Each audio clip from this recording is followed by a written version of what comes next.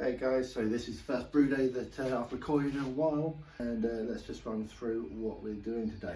So I'm calling this one the, I'm not a barista, so I've probably chosen the wrong style, but I'm calling it a Mocha Stout.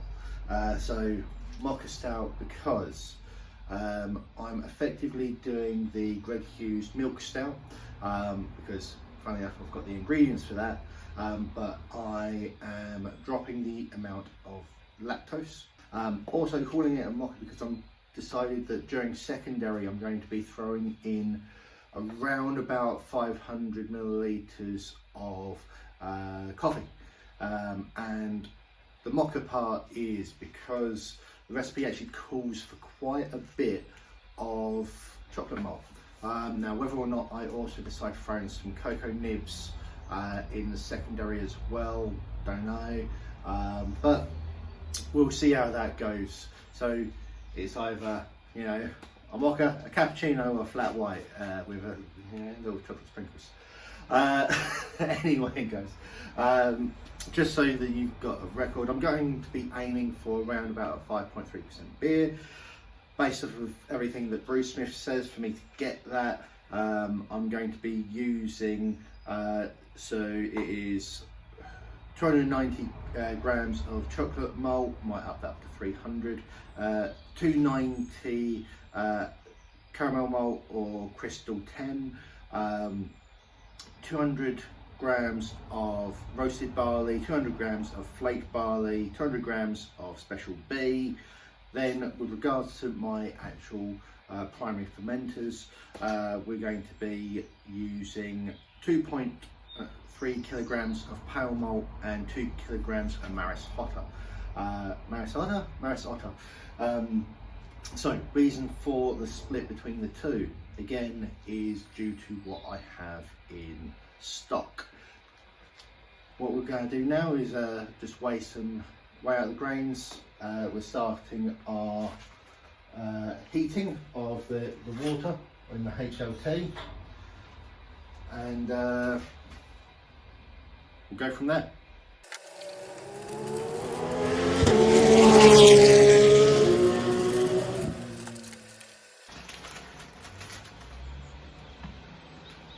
Right, so there we have all of our specialty malts. So here we have all the grains. I'll just give them a bit of a mix. Don't want any of the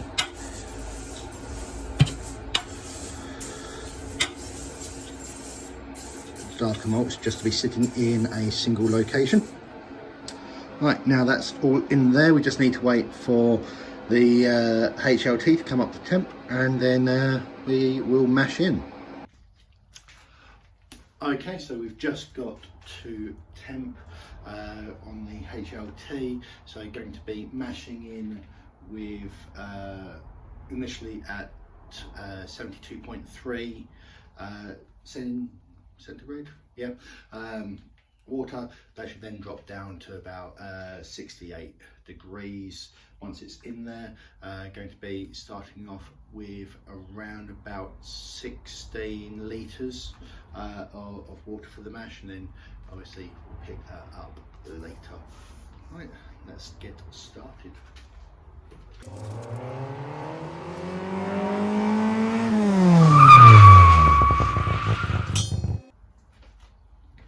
Okay, so we've just mashed in. Let's give that a bit of a mix. Okay, so we've just mashed in. Not sure if you're still going to be able to see it. So obviously we underlet, which normally prevents dough balls from coming in, but I don't know if you can see, we've got a couple in there. So just going to really work this to try and get those out. We will come back and take a temperature check in 1 second. So when mashing in, thought everything was up to temperature in the HLT, mashed in, suddenly seeing that I am barely hitting 60 degrees C, and obviously just mentioned I wanted to be at around 68 to have the, I think I'm going for a medium bodied brew, so it's a case of shit, that's not happening. So ended up getting us a couple of kettles of boiling water, throwing that in there, and I've been able to raise the temperature in there to I think as 63, 64 degrees. So it's a case of, it's one of them things where it's not something I would have missed if I was just focusing on that, so I'm blaming you. And because I'm doing this filming with me actually being able to see myself, I'm pointing at myself, not you guys. You guys are great, apart from you, Tom. You're a wanker. Anyway, I'm going to start the mash timer, and we'll go for 60 minutes. In the meantime, I'm going to be brewing in a different style of brew, and that one being a PG Tips. Right, let's see how this goes. Let's say the roll-off, whatever, has been going for maybe about 5-10 minutes now. So I have actually taken a gravity reading of the initial wort. So initial wort, even though I've not allowed it to cool fully yet, we're looking at about 10:55. So assuming that I get the, well, depending on how it all goes, we should be in a good place. What I'm going to start doing now is running into the boiler, and then we'll start sparging. Okay, so sorry I didn't get to really film much of the sparge or the transfer into the boil kettle. It's a case of need to really pay attention to that. Just taken a reading out of the HLT, and not HLT, the boil kettle, and it is reading at about, I think it was 10:38, but the temperature of the water at the moment is about 46 degrees. So I've just done a little bit of a calculator to work out the adjustment, and according to the maths, it will be it's got a gravity of 1047, which is 1 point lower than what we're going for, but that seems okay to me, better than what I've had previously. So yeah, it's a case of just going to start bringing this up to boil. No, leave that off, get that out. What I'm going to start doing now is just a little bit of tidy up. So yeah, it's a case of once that's brought up, we'll start looking at doing our bittering hop addition, and we'll go from there. Good stuff. Okay guys, so we have just come up to the boil, so we're going to add in our initial hop addition for the bittering, about I think it was 26.6 grams of, we're going with Challenger for this one. So here we go. So that's in there, and it's 45 minutes before the next addition. Boom. Okay, so 45 minutes into the boil. I'm going to now add my lactose and my 15-minute addition, as well as a Fofo-Lock tablet. Going right there.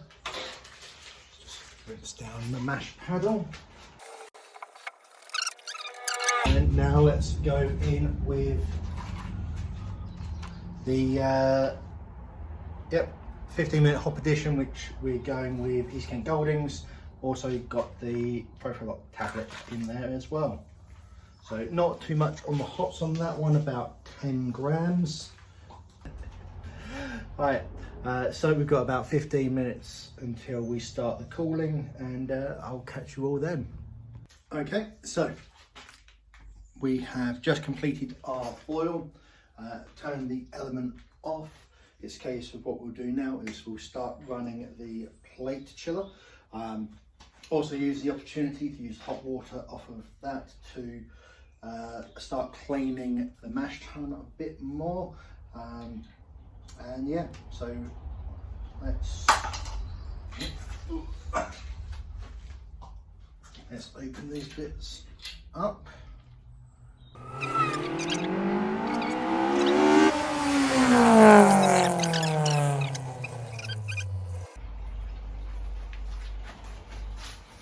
Okay, so we've had the plate chiller running for just over 7 minutes. It's a case of, if you're wondering, we ended up with only quite a bit of water. Just if you're wondering how much water we've gone through, this apparently 7 gallons has built up in the mash tun that we're going to be using for the cleaning water. The water is now coming out at just less than 30 degrees C, based off of the temperature of the water that's coming out of the chiller being relatively cool now. It's a case of don't think we're going to be getting much colder with room temperature water. So what we're going to do is we're going to pitch into the, or not pitch, transfer into the fermenter, and then we're going to let the fermentation fridge do the rest. Okay, so let's just transfer this over.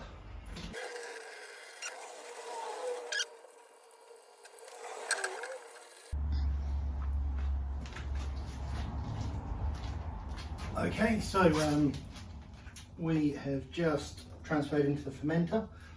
Not sure if you can see the floor from this angle, but we did have some incidents.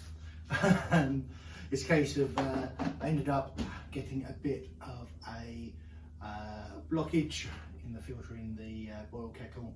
I'll show you that in a bit. It's just resulted in,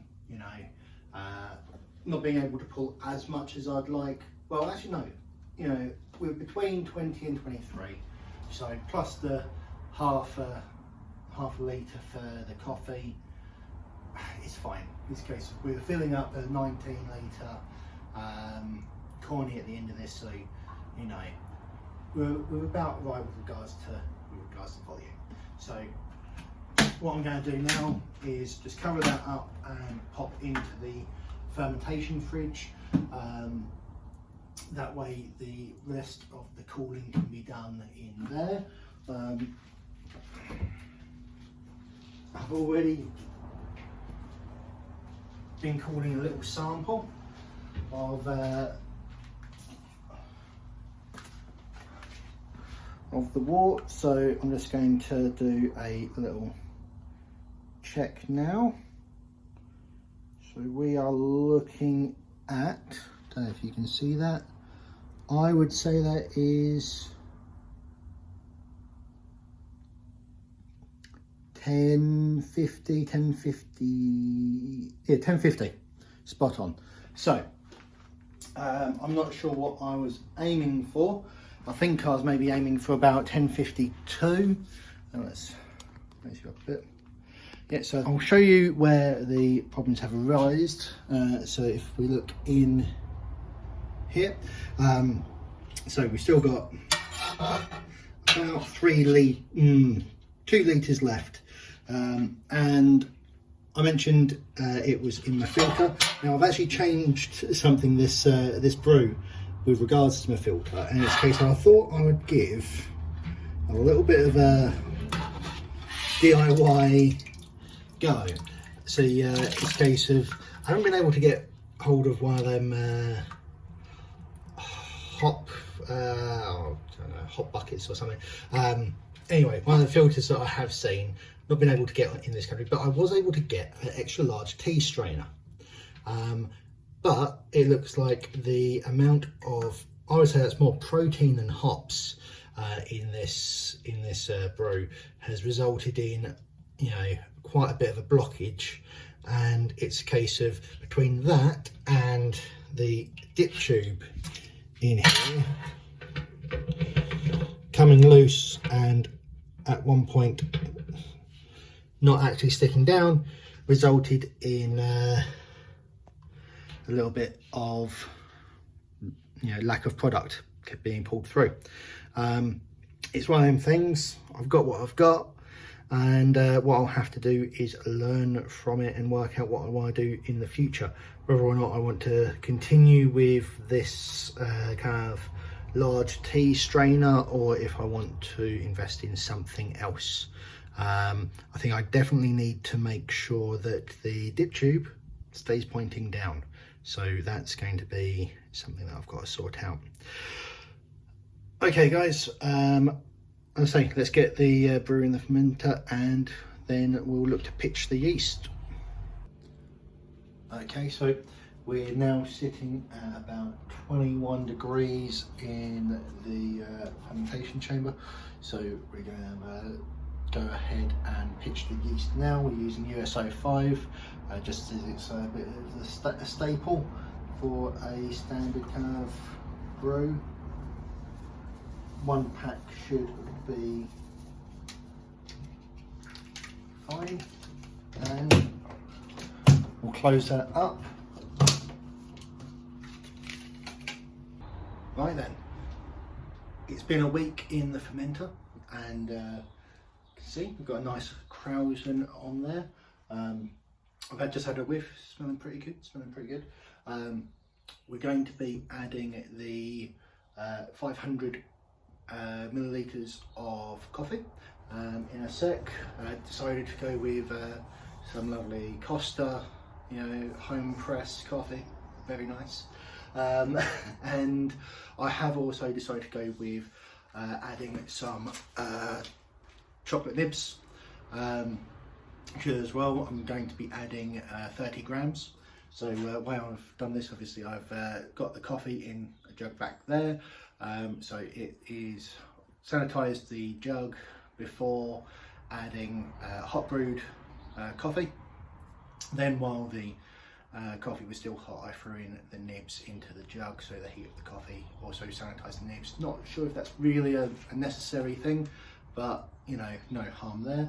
And we're just going to gently pour this in.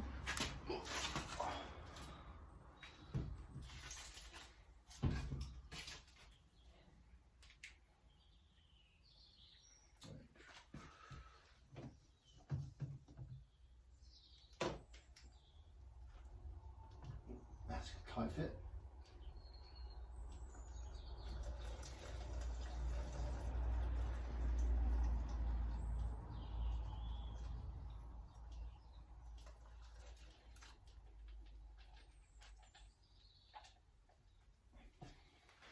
Okay, so might end up being just a little bit less than 30 grams. So obviously the coffee's got a little bit more heat to it than I thought. That or the throat's just come off. So just pop that back on there. I'll sort that out off camera. Gonna leave that in there for about another week before we're going to be looking at doing the kegging. Okay, so that should be us done.